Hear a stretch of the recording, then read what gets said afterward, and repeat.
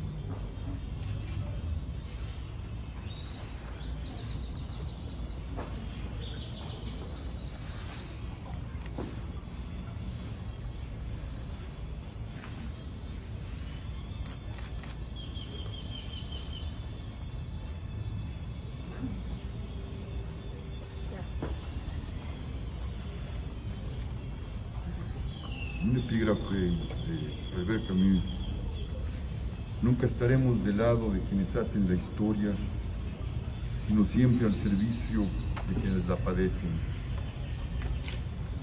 Hoy, 28 de marzo de 2021, se cumplen 10 años del surgimiento del Movimiento por la Paz con Justicia y Dignidad.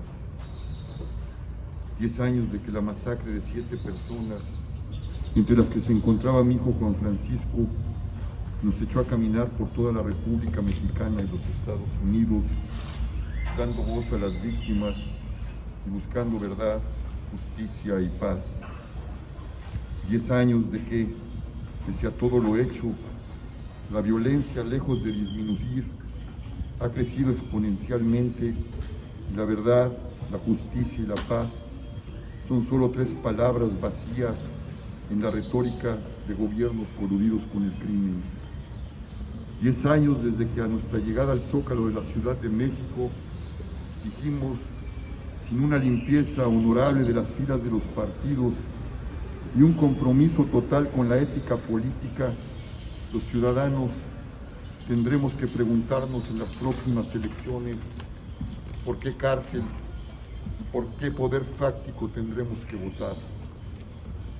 Ningún partido ha hecho esa limpieza y la pregunta, en vísperas de las elecciones de junio, sigue siendo tan vigente como hace 10 años. ¿Por qué cártel y por qué poder fáctico tendremos que votar? Llámese PRI, PAN, PRD, PT, Verde, Movimiento Ciudadano, Morena, etcétera. Llámese Felipe Calderón, Enrique Peña Nieto o Andrés Manuel López Obrador. Todos, gobiernos y partidos, han estado del lado de los victimarios y nunca de las víctimas. Unos y otros, en complicidad con grupos criminales y poderes fácticos en turno, han convertido al país en una inmensa fosa clandestina, llena de destazados, mujeres violadas, redes de trata, niñas, niños y adolescentes masacrados. Unos y otros han privilegiado las redes de macrocriminalidad que tienen vejada y secuestrada a la nación. En estas condiciones, la democracia es solo un simulacro y las urnas que nos aguardan el 6 de junio, un símbolo del horror y de la sangre que legitima a delincuentes como Salgado Macedonio en Guerrero, o Ricardo Gallardo en San Luis Potosí, por nombrar solo a los más representativos de esta realidad. Cuando hace 10 años el Movimiento por la Paz con Justicia y Dignidad apareció, había 40,000 asesinados, mujeres y hombres, 10,000 desaparecidos, mujeres y hombres, y un montón de fosas clandestinas todavía sin descubrir. Hoy hay más de 300,000 asesinados, más de 84,000 desaparecidos, más de 4,000 fosas clandestinas y más de 39,000 cuerpos en las CEMEFOS sin identificar. Cuando hace 10 años, son en estos dos últimos 2 años y 3 meses del gobierno de Andrés Manuel López Obrador, ha habido más de 70,000 asesinados. Según datos de Causa en Común, en los 3 primeros meses del 2021 ha habido 865 actos atroces que involucran a 963 víctimas. De ellos, 158 son actos de tortura, 114 de descuartizamiento y destrucción de cuerpos, 86 masacres, 72 asesinatos de niñas, niños y adolescentes y 115 fosas clandestinas. En la era de la banalidad y el show, donde todo no solo es líquido sino licuante, el poder implica desechar lo que le estorba. Es la base del llamado neoliberalismo, que lo mismo genera desechos radiactivos que desechos humanos. Las abejas de Actial, Samir Flores, Basilia Castañeda, los 43 de Ayotzinapa, las muertas de Juárez, las mujeres y los niños de Barón masacrados en Bavispe, el exterminio de los migrantes en San Fernando y recientemente en Camargo, Tamaulipas, el de los albañiles de Tonalá, el de los policías en el Estado de México, el de mi hijo Juan Francisco y sus 6 amigos, los desaparecidos de las fosas clandestinas de la Fiscalía de Morelos, pertenecen a estos últimos.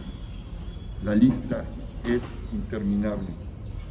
Todos ellos no existen, o si existen, otra forma de la inexistencia, lo son como las cifras que acabo de dar, que en su abstracción no comprometen a nada, o como expedientes que se acumulan en las procuradurías y los juzgados, o como rostros llenos de desesperación tras las mesas de los ministerios públicos.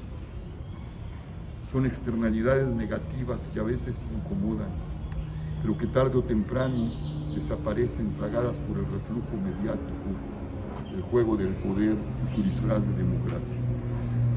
Al igual que para Calderón y Peña Nieto, para López Obrador, un hombre que cabe perfectamente en el mismo saco al cual dice no pertenecer, las víctimas no existen.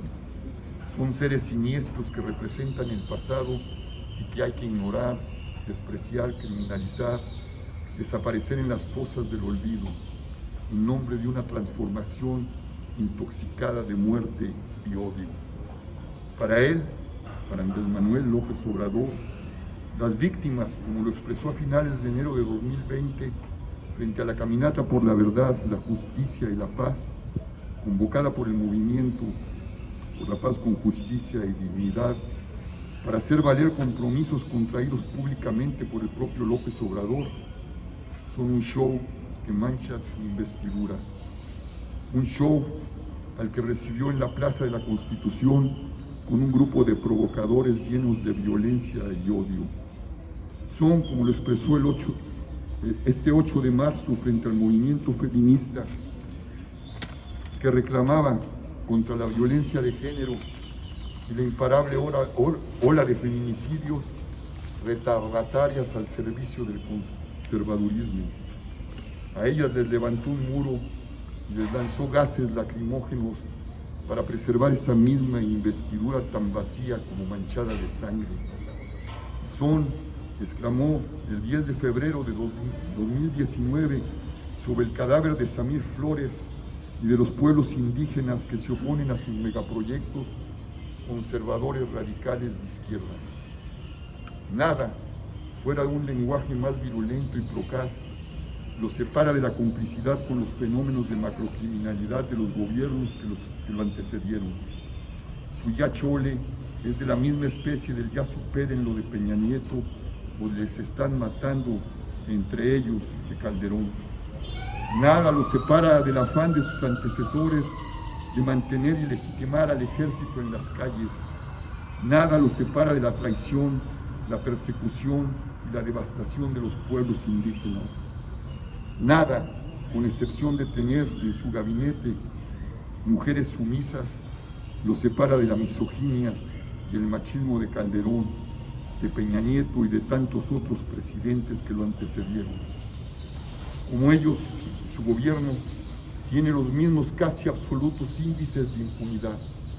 Nada tampoco los separa de los gobernadores de su partido o de otros partidos que por omisión o cobardía se niegan a tomar el camino de las víctimas y consienten la violencia en sus territorios.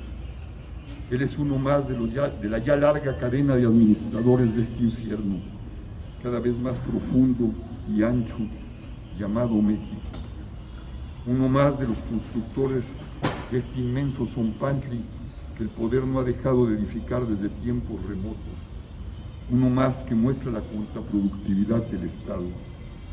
La palabra contraproductividad, acuñada por Iván Illich, es precisa.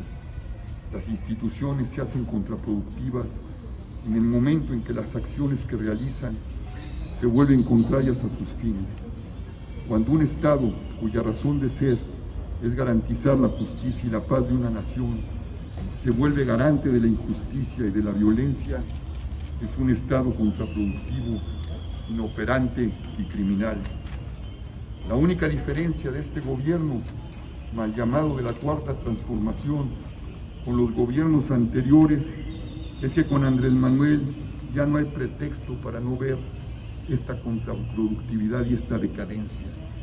Su ascenso al poder nació de la última esperanza de un pueblo sometido al crimen y al saqueo de las partidocracias, las organizaciones criminales y los poderes fácticos. Una esperanza que él mismo se ha encargado de traicionar y sepultar. Prometió terminar con la violencia y la ha alimentado. Prometió hacer justicia a las víctimas y las criminalizó y las abandonó al olvido.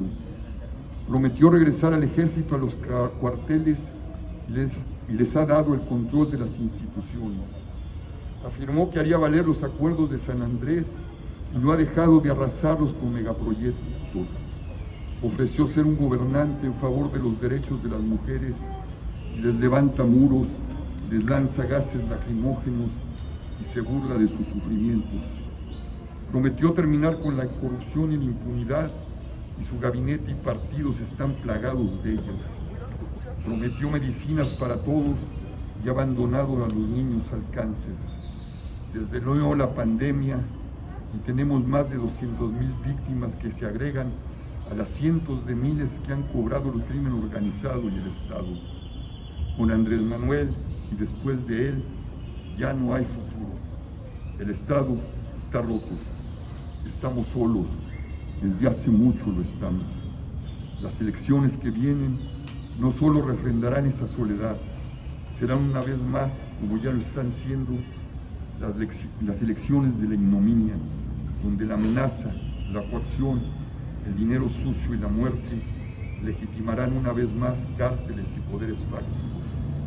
Si el crimen aún manda, es porque hemos aprendido a obedecerlo mediante simulaciones democráticas.